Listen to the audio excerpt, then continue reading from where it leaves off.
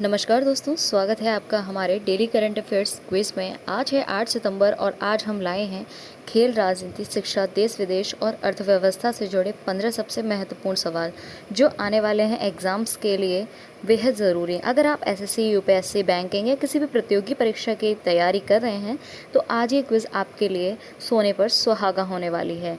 Last तक ज़रूर बने रहिएगा, वीडियो बीच में बिल्कुल भी स्किप मत कीजिएगा। लास्ट में आपसे एक एमसीक्यू क्वेश्चन भी पूछा जाता है जिसका आंसर आपको कमेंट बॉक्स में कमेंट करके ज़रूर बताना है। अगर आप इस वीडियो को फ्री पीडीएफ लेना चाहते हैं तो आप हमारे Telegram link, Facebook page, Instagram page पे जाके फॉलो करके वहाँ से फ्री पीडीएफ डाउनलोड कर सकते हैं।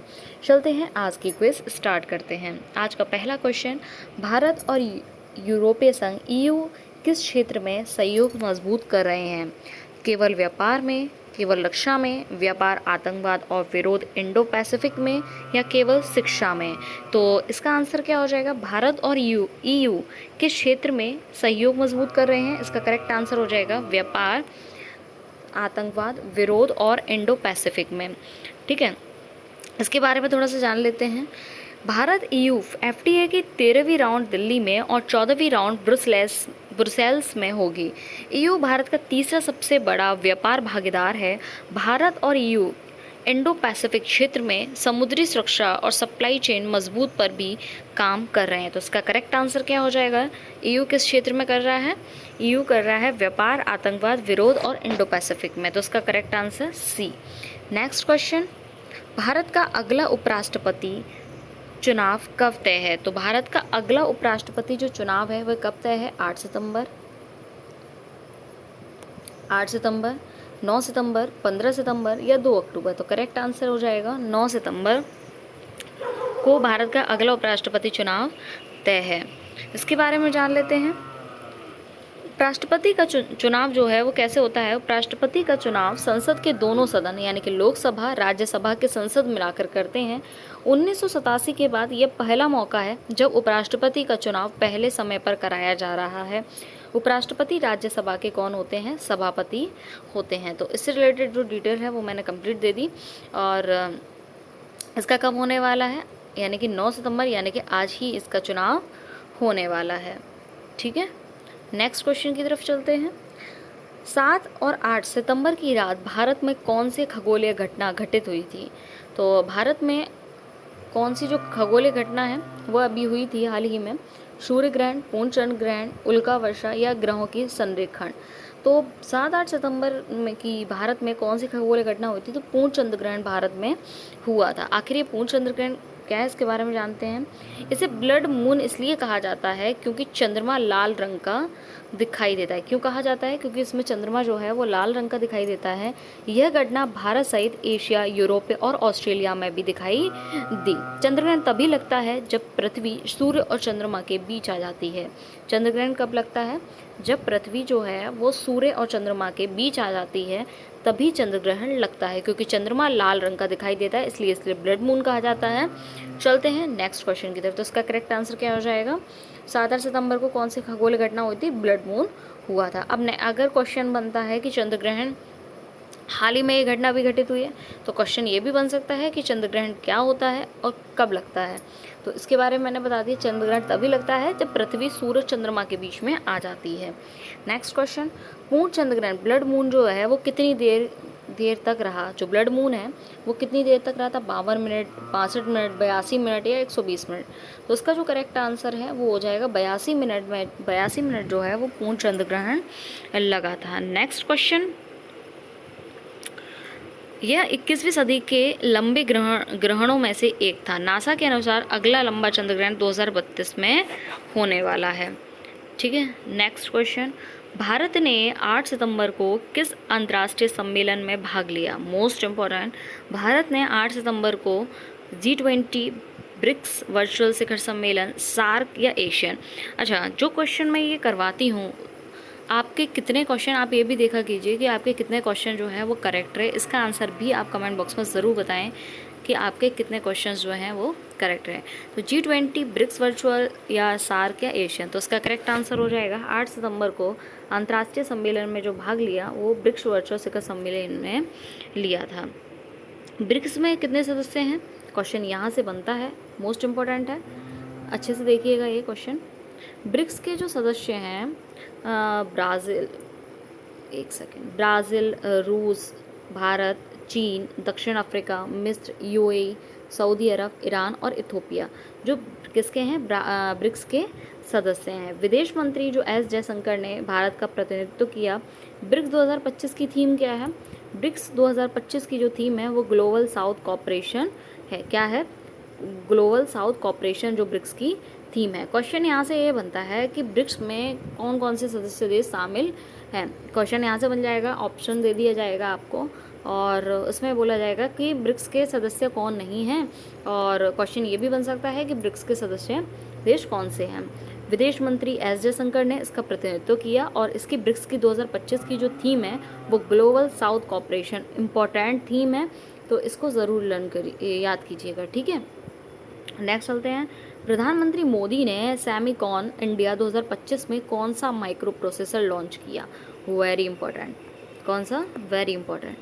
अभी जो हाल ही में सेमिकॉन इंडिया 2025 में माइक्रो प्रोसेसर जो लॉन्च किया है मोदी ने, वो किया है विक्रम 32। कौन सा किया है? विक्रम 32 जो है प्रधानमंत्री मोदी ने माइक्रो प्रोसेसर जो इसका लॉन्च किया है। विक्रम 32 पूरी तरह भारत में डिज़ाइन किया गया है। इसका इस्तेमाल एआई, रक्षा और 5G टेक्नोलॉजी में होगा। भारत सेमीकंडक्टर विनिर्माण में आत्मनिर्भर बनने की दिशा में बढ़ रहा है, ठीक है। वेरी इंपॉर्टेंट क्वेश्चन है ये। तो प्रधानमंत्री मोदी ने सेमिकॉन इंडिया 2025 में कौन सा माइक्रो प्रोसेसर लॉन्च किया है? तो विक्रम 32 जो है वो अभी लॉन्च किया है। India deep tech investment alliance IDTA की शुरुआती फंडिंग कितनी थी?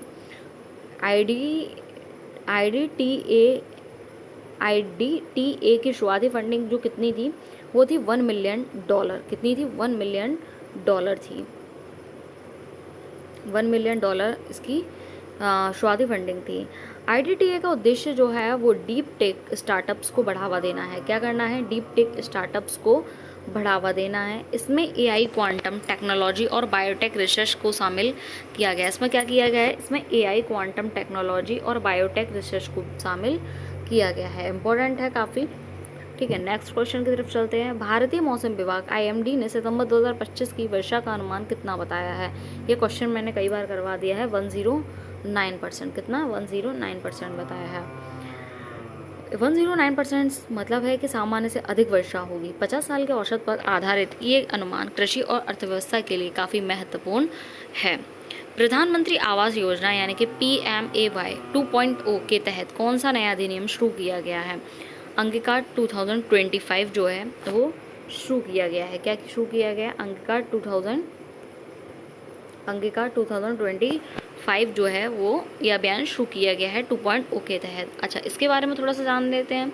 अंगीकार 2025 का उद्देश्य शहरी गरीबों को घर और उससे जुड़ी सुविधाएं उपलब्ध कराना है। इसमें हरित निर्माण और सस्टेनेबल हाउसिंग पर जोर दिया गया है।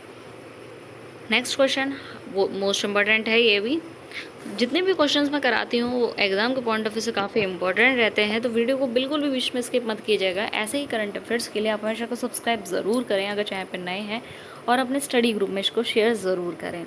हाल ही में जापान के प्रधानमंत्री ने इस्तीफा क्यों दिया है? स्वास्थ्य कारण से, चुनावी हार से, निजी कारण से या विदेशी यात्रा से? तो इसका जो करेक्ट आंसर है चुनावी हार, यानी कि जापान के जो प्रधानमंत्री हैं उन्होंने अभी इस्तीफा दिया है क्योंकि चुनाव में हार जाने के कारण। जापान के जो प्रधानमंत्री शिगेरू इशिबा ने चुनावी हार के बाद पद छोड़ा। जापान में संसद की बहुमत होने पर PM को पद छोड़ना पड़ता है। कब छोड़ना पड़ता है? जापान की संसद की बहुमत होने पर PM को क्या छोड़ना पड़ता है, यानी कि बहुमत इनको नहीं मिला, बहुमत न मिलने के कारण इन्होंने अपना पद छोड़ना पड़ा है। तो क्या नाम है इनका? Shigeru Ishiba. कौन है? Shigeru Ishiba. Next question.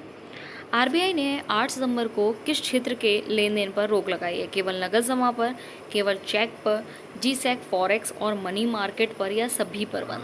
तो RBI ने GSEC फॉरेक्स और मनी मार्केट पर जो है वो क्या लगा दी है? रोक लगा दी है। अच्छा, GSEC क्या है? GSEC government securities, forex foreign exchange. यह कदम वित्तीय स्थिरता और बैलेंसिंग के लिए उठाया गया है। तो इसका करेक्ट आंसर क्या हो जाएगा? जीसैक और money market. Next question, Bharat और ईयू के बीच एफटीए वार्ता का कौन सा राउंड हो रहा है? 10वां, 11वां, 12वां या 13वां? तो इसमें जो हो रहा है वो 13वां राउंड जो है वो भारत और ईयू के बीच में हो रहा है।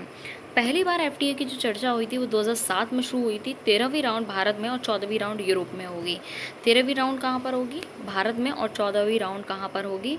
यूरोप में होगी। नेक्स्ट क्वेश्चन, किस नए अंतर्राष्ट्रीय सहयोग में भारत ने निवेश पहल की है? आईडीटीए में, क्वाड क्लाइमेट फंड में, एससीओ डेवलपमेंट बैंक में या एशियन इंडिया इंफ्रास्ट्रक्चर फंड में? तो आईडीटीए किस नए अंतर्राष्ट्रीय सहयोग में भारत ने पहले निवेश शुरू किया है? तो आईडीटीए में। किस में? आईडीटीए में भारत ने इन्वेस्टमेंट की जो पहल शुरू की है। भारत की ये पहल जो स्टार्टअप्स को वैश्विक स्तर पर जोड़ता है, यह make in India plus digital mission को आगे बढ़ाएगा। कौन? आईडीटीए। हाल ही में संसद भवन में किस विशेष आयोजन का आयोजन हुआ है? मतलब तो इसमें हुआ है संसद कार्यशाला का। किसका? संसद कार्यशाला का इसमें आयोजन हुआ है। नेक्स्ट, संसद कार्यशाला का उद्देश्य संसदों की क्षमता निर्माण करना। यह नीति, विधायी प्रक्रिया और जनहित विषयों पर चर्चा हुई है इसमें। नेक्स्ट, 8 सितंबर को भारत में किस ग्रहण को धार्मिक दृष्टि से सूतक काल के साथ देखा गया है? सूर्य ग्रहण, चंद्र ग्रहण, कोई ग्रहण नहीं, केवल आंशिक ग्रहण। तो चंद्र ग्रहण को सूतक काल की दृष्टि से देखा गया है। सूतक काल ग्रहण से 9 घंटे पहले शुरू हो गया था। इस दौरान मंदिरों के दरवाजे बंद रहते हैं और लोग पूजा पाठ से बचते हैं। ठीक है, आज का प्रश्न है, भारत में जीएसटी 2.0 जो आज के दिन पर लागू सुधारों का मुख्य आकर्षण, उसके अंतर्गत किन वस्तुओं पर किस दर को लागू किया गया है?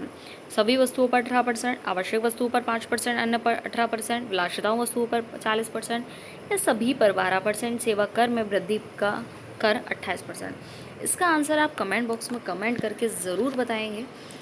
ठीक है, तो दोस्तों ये थे आज के धमाकेदार क्विज़ सवाल। कमेंट में ज़रूर बताइएगा कि आपने कितने सही किया। अगर आपको एक क्विज़ अच्छा लगा हो तो लाइक और शेयर ज़रूर करें, और रोज़ाना करंट अफेयर्स पाने के लिए चैनल को सब्सक्राइब करना ना भूलें। याद रखिए, करंट अफेयर्स की मजबूत पकड़ ही प्रतियोगी परीक्षा में सफलता की कुंजी है। मेहनत करते रहिए, जीत आपकी पक्की है। तो मिलते हैं नेक्स्ट वीडियो में नेक्स्ट टॉपिक के साथ, नेक्स्ट करंट अफेयर टॉपिक के साथ। तब तक के लिए अपना ख्याल रखें। जय हिंद, जय भारत।